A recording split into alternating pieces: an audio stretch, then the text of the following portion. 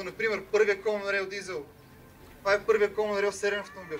Скоростната кутия Celsius Speed, която е първата Steptronic скоростна кутия, монтирана в сериен автомобил. И въобще Алфа Ромео е страст, мания. Мания, която завладява безвъзвратно сърцето на всеки един от нас. През тези 100 години марката е преживяла възходи и падения, но винаги остава вярна на своето послание. Колоре спортиво, спортно сърце. Благодарение на тази философия светът е видял митичните 6C, 8C от началото на века и новата. Създадени са редица уникални за времето си, а и все още автомобили като Джулиета, Джулия, Алфета, Монреал. Повечето от тях могат да видят срещу мен и просто не могат да останат безучастни. Създадени са легендите GTA. Създадени са легенди в автомобилизма като цяло.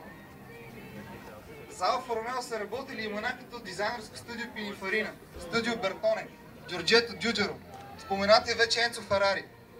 Алфа Ромео винаги е била и продължава да бъде символ на темпераментен и страстен автомобил с подчертано спортен характер и уникален дизайн.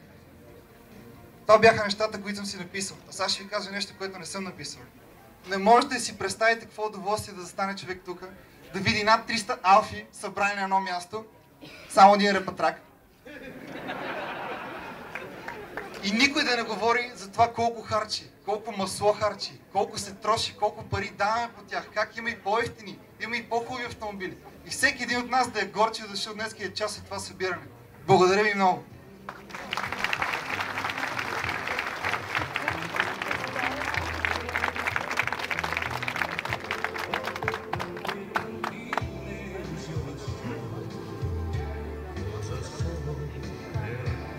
А сега една изненада.